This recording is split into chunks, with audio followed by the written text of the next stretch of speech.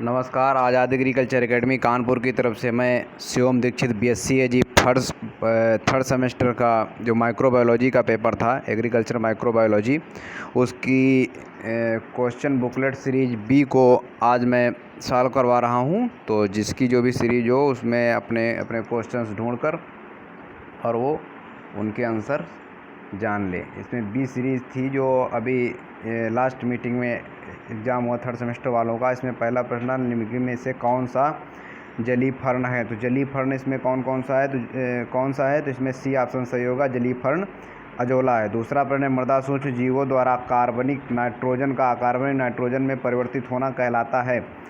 तो ये खनिजीकरण कहलाता है। ये क्या कहलाएगा, खनिजीकरण, यानी बी ऑप्शन सही होगा, जिसको इंग्लिश में अगर हम बात करें तो मिनरलाइजेशन कहा जाएगा। तीसरा प्रश्न नाइट्रिफिकेशन के लिए उपयुक्त पीएच क्या होता है। तो इसमें सी ऑप्शन सही होगा, 6.5 से 7.5 पीएच नाइट्रिफिकेशन के लिए उपयुक्त माना जाता है। चौथा प्रश्न था सभी परपोषी जीव अपनी ऊर्जा प्राप्त करते हैं। चौथा प्रश्न था सभी परपोषी जीव अपनी ऊर्जा प्राप्त करते हैं।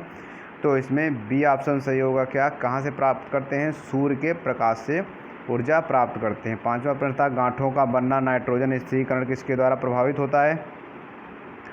तो इसमें जो है किसके द्वारा प्रभावित होता है। पहला ऑप्शन था नाइट्रोजन, दूसरा फास्फोरस, तीसरा पीएच और चौथा सभी। तो इसमें जो है ऑल ऑफ एबव यानी सभी सही होगा। तो पांचवें का डी ऑप्शन सही होगा। छठवां प्रश्न था केंचुए के लिए मृदा की आदर्श स्थिति क्या है। केंचुए को किसान का मित्र कहा जाता है जो साधारण 6.5 से 7.5 की मृदा में उपयुक्त रहता है, आसानी से जो है ग्रो करता है। तो इसमें जो है इसके लिए कौन सी मृदा उपयुक्त मानी जाएगी, उदासीन मृदा उपयुक्त मानी जाएगी। सातवां प्रश्न है मृदा सूक्ष्म जीवों द्वारा NH4 यानी कि अमोनिया से नाइट्रेट यानी NO3 में परिवर्तित होना क्या कहलाएगा। तो इसमें क्या कहलाएगा, नाइट्रिफिकेशन कहलाएगा। ठीक है। अगला प्रश्न है 8 नंबर एल्गी से एल्गी, कौन सी एल्गी को साइनोबैक्टीरिया कहते हैं। तो इसका बी ऑप्शन सही होगा, नीर हरित शैवाल को साइनोबैक्टीरिया भी कहते हैं। 9 नंबर प्रश्न था एस्परजिलस किसका उदाहरण है। तो एस्परजिलस उदाहरण बी नंबर सही होगा, सल्फर ऑक्सीडाइजर का उदाहरण है एस्परजिलस। 10वां प्रश्न था एगेरिकस बिस्पोरस वैज्ञानिक नाम किसका है। एगेरिकस बिस्पोरस वैज्ञानिक नाम किसका है। तो सफ़ेद बटन मशरूम का वैज्ञानिक नाम है। तो 10वें में बी ऑप्शन सही होगा। 11वां प्रश्न था माइकोराजा की उपलब्धता को बढ़ाता है। तो माइकोराजा की उपलब्धता को क्या बढ़ाता है। तो इसको माइकोराजा की उपलब्धता को जो सी ऑप्शन इसमें है PO4 Zn एंड मॉलिब्डेनम यानी MO।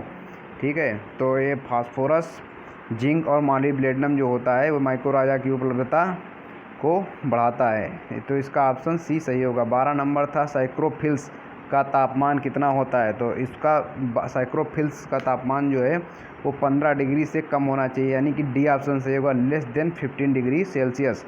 अमोनीकरण और नाइट्रीकरण यानी कि अमोनिफिकेशन और नाइट्रिफिकेशन सम्मिलित रूप से क्या कहलाता है। 13 नंबर प्रश्न। तो इसमें सम्मिलित रूप से इसका जो है वही आंसर होगा। इसका एक और अभी क्वेश्चन सेम मिला था, खनिजीकरण यानी कि मिनरलाइजेशन कहलाता है। 14 नंबर प्रश्न था वैस्कुलस अर्बेस्कुलर माइकोराइजा जिसको शार्ट में वैम कहते हैं। 14 नंबर प्रश्न देखिए, तो इसमें कौन सा ऑप्शन सही होगा।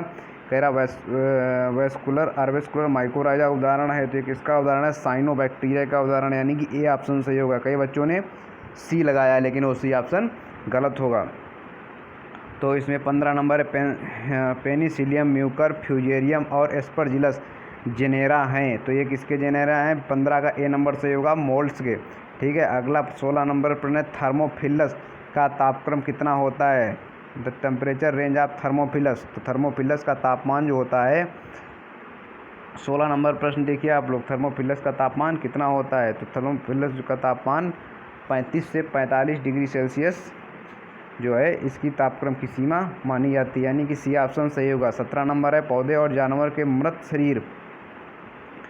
मृत ऊतक को अपने खाद्य स्रोत के रूप में प्रयोग करने वाला मृदा सूक्ष्म जीव कहलाते हैं। तो क्या कहलाते हैं, डेट्रीवोरस। डेट्रीवोरस वो होते हैं जो मरे हुए बॉडीज़ को है ना खाते हैं, तो वो क्या कहलाते हैं, डेट्रीवोरस। तो 17 का ए ऑप्शन सही होगा, है ना, जो डेड बॉडी को खाते हैं। 18 नंबर नाइट्रोजन स्थिरीकरण बैक्टीरिया राइजोबियम इससे पहले किस नाम से जाना जाता है। 18 नंबर प्रश्न जो है तो इसका सही होगा बैसिलस रेडसिकोला। तो 18 का ए नंबर सही होगा। 19वां प्रश्न जो था, जड़ का ऊपरी सतह कहलाती है, तो जड़ की ऊपरी सतह क्या कहलाती है? राइजोस्फीयर कहलाती है। बहुत सरल क्वेश्चन था। अगला 20 नंबर है, नाइट्रेट को नाइट्रोजन गैस के रूप में मृदा सूक्ष्म द्वारा परिवर्तन कहलाता है। मृदा सूक्ष्म द्वारा यानी कि माइक्रो ऑर्गेनिज्म द्वारा, है ना। तो इसका परिवर्तन जो वो क्या कहलाएगा? नाइट्रेट को नाइट्रोजन गैस के रूप में नाइट्रोजन गैस बनके जो है नाइट्रेट जिसका लॉस होता है तो इसको क्या कहलाएंगे? अनाइट्रीकरण कहलाएंगे, यानी कि डी ऑप्शन इसका सही होगा। तो 20 का ऑप्शन डी सही होगा। 21 है, नीलहरित शैवाल धान के खेत में कितने किलोग्राम नाइट्रोजन का स्थिरीकरण करती है? बहुत प्रश्न इंपॉर्टेंट है जो अक्सर एग्रोनॉमी में और सॉइल साइंस दोनों में भी पूछा जाता है। तो इसका 21 नंबर का बी ऑप्शन सही होगा। 20 से 30 किलोग्राम नाइट्रोजन प्रति हेक्टेयर। फुल्विक एसिड 22 नंबर प्रश्न है, फुल्विक एसिड है क्या है? तो इसका डी ऑप्शन सही होगा। अम्लीय और क्षारीय घुलनशील होता है। कार्बनिक पदार्थों का खनिजीकरण किस पर आधारित होता है? तो इसका 23 नंबर इसमें ऑप्शन थे, पहला मृदा गठन, दूसरा मृदा जीव, तीसरा मृदा संरचना, चौथा इनमें से सभी यानी आलाप एबो। तो इसका सही क्या होगा? मृदा जीव, है ना। इसका मिनरलाइजेशन किस पर डिपेंड करता है? मृदा जीव पर, यानी कि सॉयल, हाँ मृदा जीव, यानी कि क्या होगा इसका? सॉयल ऑर्गेनिज्म, है ना। अगला प्रश्न, नाइट्रीकरण प्रक्रिया में सम्मिलित जीवाणु है। नाइट्रिफिकेशन का जो प्रोसेस होता है उसमें कौन कौन से जीवाणु पार्टिसिपेट करते हैं? तो इसमें नाइट्रोसोमोनास और नाइट्रोबैक्टर जीवाणु पार्टिसिपेट करते हैं। अगला प्रश्न है 25 नंबर प्रश्न है कि 25 नंबर प्रश्न क्या है? जैविक नाइट्रोजन स्थिरीकरण के संबंध सजीव द्वारा संपन्न होता है ना। तो इसमें 25 नंबर जो आपका प्रश्न है इसमें है कि राइजोबियम यानी जैविक नाइट्रोजन स्थिरीकरण राइजोबियम सहजीवी जीवाणु द्वारा संपन्न होता है। तो इसका 25 का ऑप्शन सी सही होगा। 26 नंबर, निम्नलिखित में से कौन फ्री लिविंग नाइट्रोजन स्थिरीकरण जीव है? तो 26 नंबर जो प्रश्न है, निम्नलिखित में से कौन सा फ्री लिविंग नाइट्रोजन स्थिरीकरण जीव है? तो इसमें से 26 नंबर का ऑप्शन सही होगा। कौन कौन से इसमें फ्री लिविंग जीव है? एजोक्टोबैक्टर, क्लॉस्ट्रिडियम, बिजरेंकिया। तो इनमें से ये सभी जो हैं फ्री लिविंग जीव हैं, ठीक है। तो इसमें जो है 27 नंबर प्रश्न है, ह्यूमस में ह्यूमिक पदार्थों का औसत प्रतिशत कितना होता है? ह्यूमस में ह्यूमिक पदार्थों का औसत प्रतिशत कितना होता है? तो इसमें जो हो जाएगा तुम्हारा ह्यूमस में ह्यूमिक पदार्थों का औसत प्रतिशत हो जाएगा तुम्हारा 30 से 50 के बीच। अगला प्रश्न है 28 नंबर है, दलहन के जड़ में सबसे पहले बैक्टीरिया को पृथक किया जाता है, किसके द्वारा पृथक किया जाता है? किसके द्वारा पृथक किया गया था? तो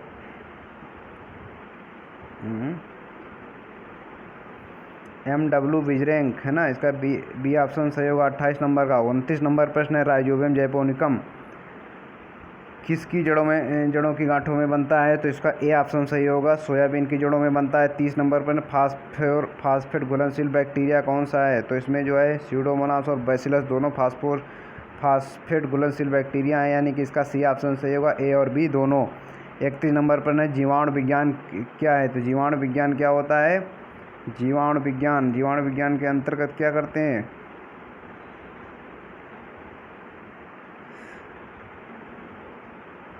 जीवाणु विज्ञान में क्या करते हैं? तो बहुत सरल प्रश्न है। देखो इतना ज़्यादा सरल प्रश्न है कि हम इसमें आंसर ढूंढ रहे हैं कि इसमें और कुछ तो नहीं होगा। जीवाणु विज्ञान क्या है? 31 नंबर प्रश्न जो है आपका, तो इसमें क्या होगा? जीवाणुओं का अध्ययन, ठीक है। 32 नंबर प्रश्न है, व्यास में प्रोकैरियोटिक कोशिकाओं के आकार सीमा होती है, इसको इंग्लिश में देखना पड़ेगा question. The size range of prokaryotic cell in diameter.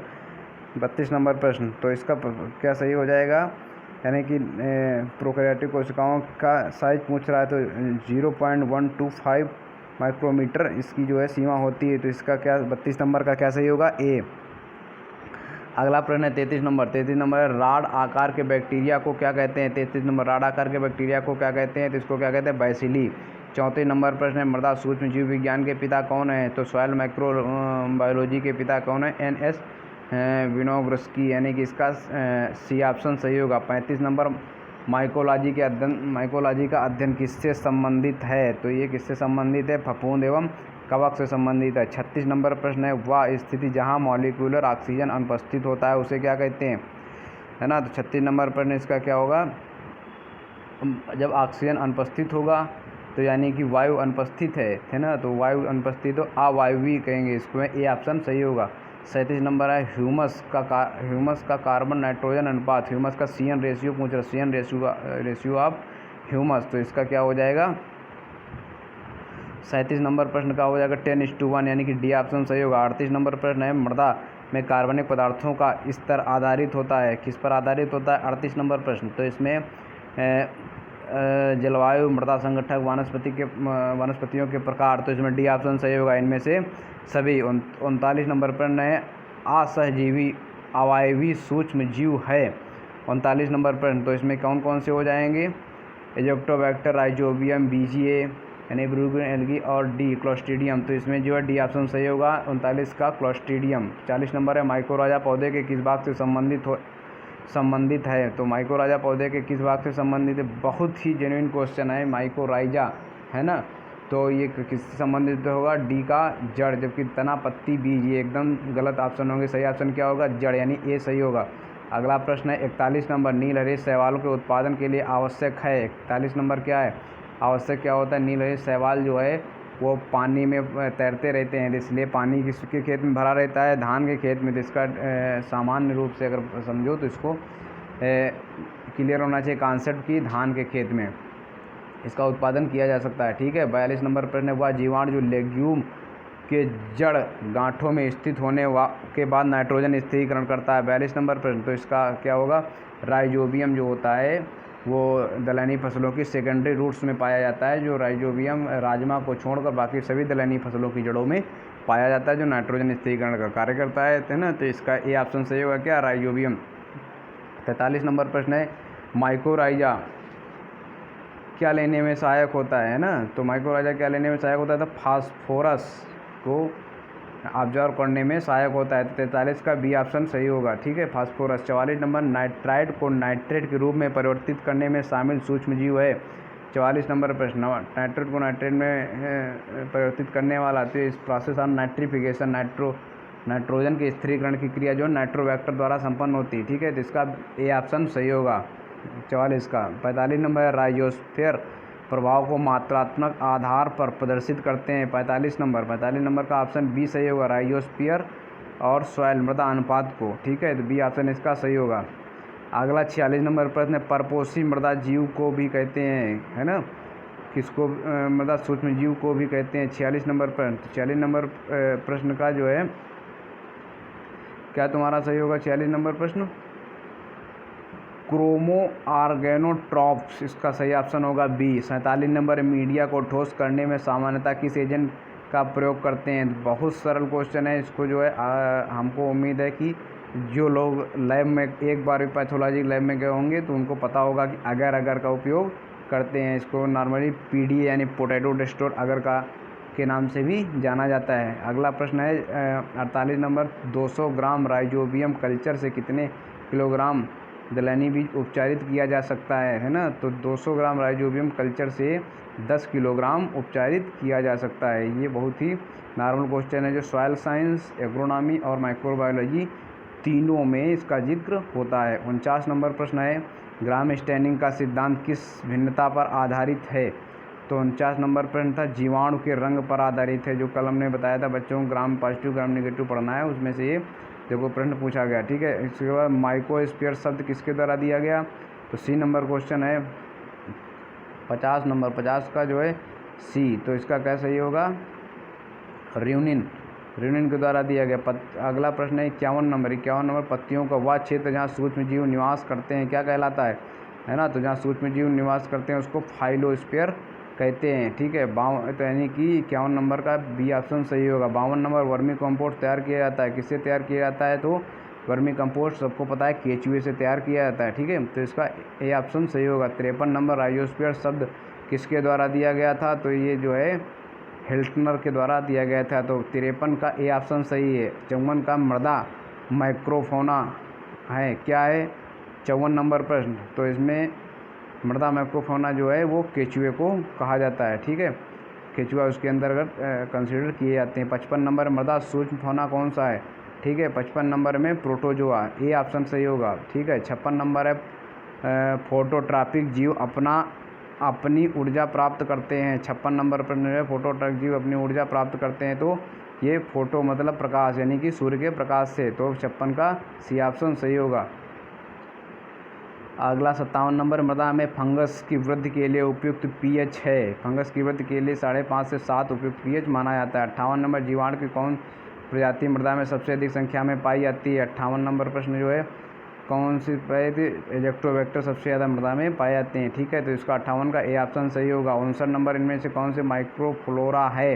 Microflora कौन है इनमें से, बैक्टीरिया, कवक, एक्टिनोमाइस्टीज, है ना, तो इसमें से क्या हो जाएगा, ऑल ऑफ एबव 59 का इनमें से सभी सही हो जाएगा, ठीक है। 60 नंबर प्रश्न है पेंसिलिन, पेंसिलिन को किसने खोजा था, तो बहुत ही ये पॉपुलर क्वेश्चन है। पेंसिलिन की खोज किसने की थी, अलेक्जेंडर फ्लेमिंग ने। तो ये पेपर क्योंकि बहुत ही हम लेट में इसका वीडियो पब्लिश कर रहे हैं, इसलिए हमने इस पर कोई डिस्कस नहीं की, सीधा इसका आंसर बताया है। आप सभी लोग मिला लीजिए और उसके बाद में अगले पेपर की तैयारी कीजिए, ताकि ज़्यादा टाइम आप लोगों का बर्बाद ना हो। और इसमें हमने आज हाईलाइट इसलिए नहीं किया ऑप्शन, क्योंकि हाईलाइट करने के चक्कर में उसकी क्वालिटी डिग्रेड हो जाती है और बाद में अच्छे से दिखता नहीं है। तो बच्चे कह रहे थे कि अच्छे से सर दिख नहीं रहा है, तो इसलिए हमने इसके सीधे आंसर बताए हैं। आज इसको कोई प्रोसेस वीडियो की कोई प्रोसेसिंग नहीं की है। बहुत बहुत धन्यवाद।